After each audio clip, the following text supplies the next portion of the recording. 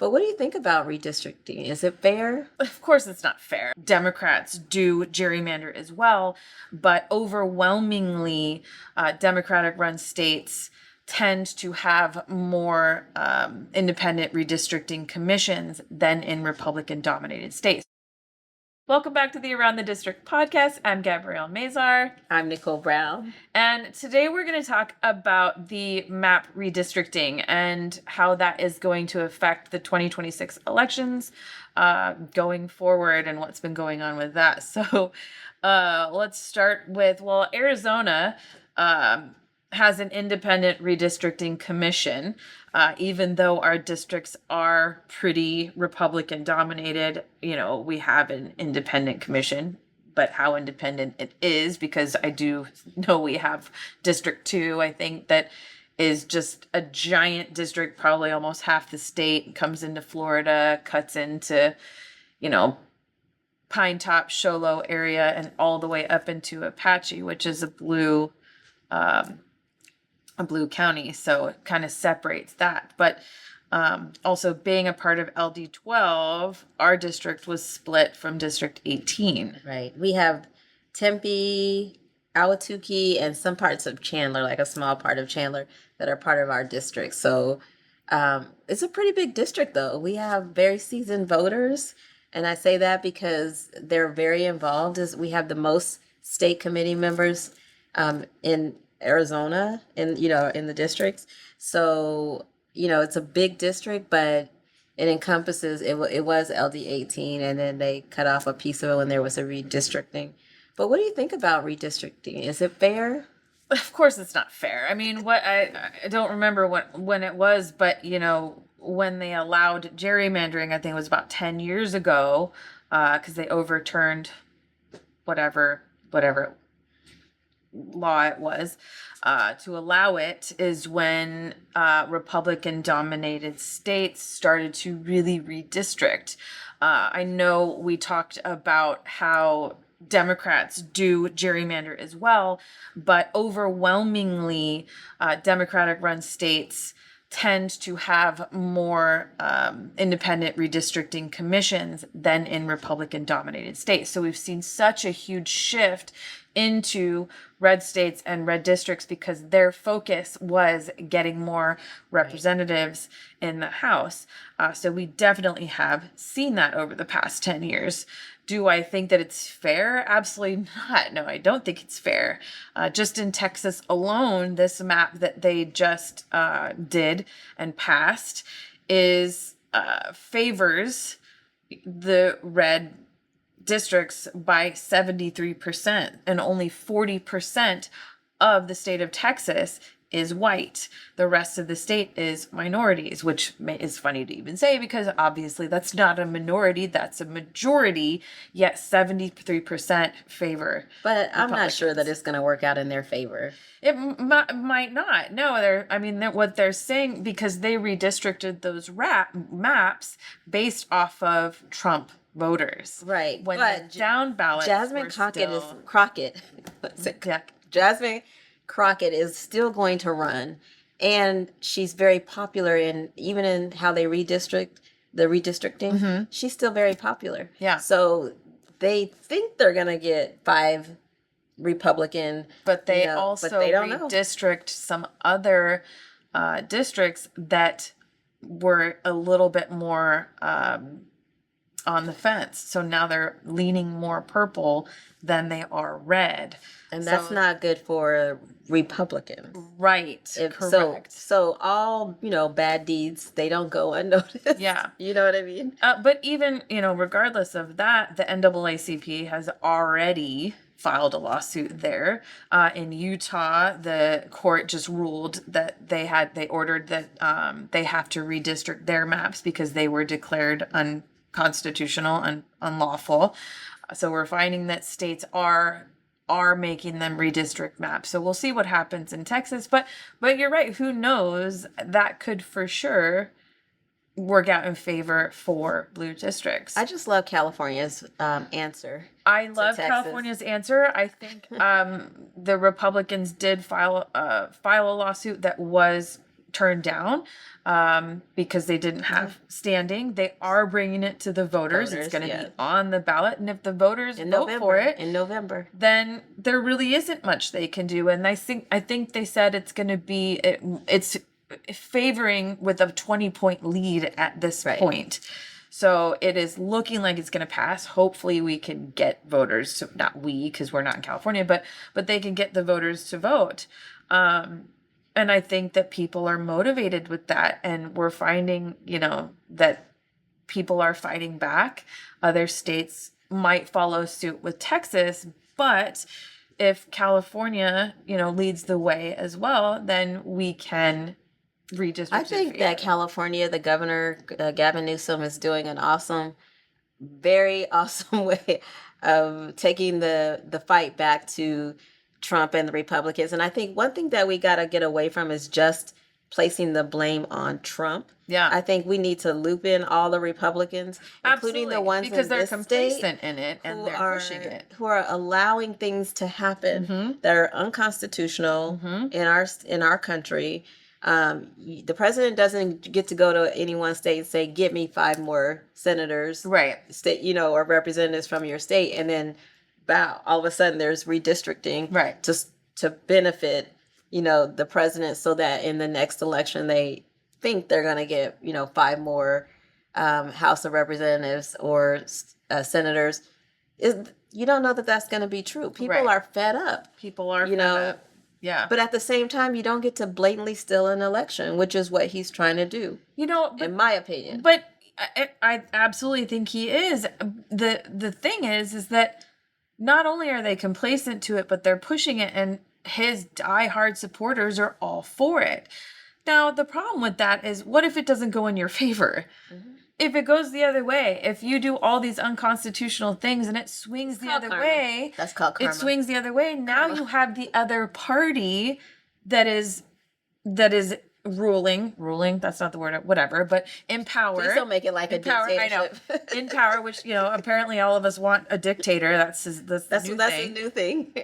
But if it swings the other way, then if you allow these things to happen because this is what you want, you don't know that party is going to stay in power. So if you concentrate power to just Trump or just the president, if the opposite happens and a Democrat gets into office, now you've still given away power, or given power to this one person in the other side. So you're screwing yourself, essentially. I don't karma, in my opinion. If you do things with the wrong intention, that's called karma.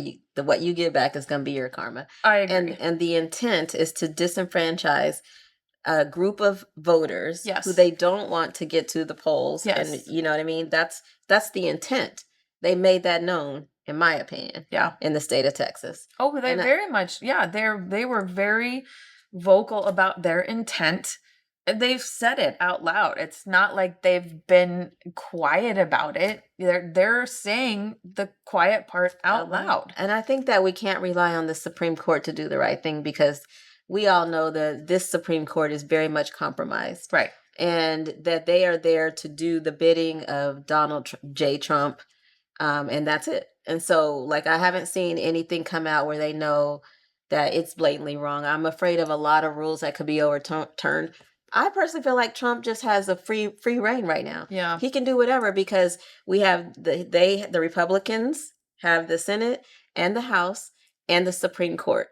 And so now he can do whatever he wants. But they are finding some Republicans fighting back too. Not many, but they. What have they done? Tell me. I mean, they're not allowing some things to happen because they don't want. I don't see it. They have no backbone. Well, I agree. They have no backbone. When I see one really stand up, because when it comes down to the vote, they can talk all they want until it gets to a vote. Once it gets to a vote, then they change their mind, they fall in line, and they vote party lines. And we need people who don't do that. This is what is wrong with what's happening today. Here's part of my take, though, because we are seeing some Republicans that aren't running again.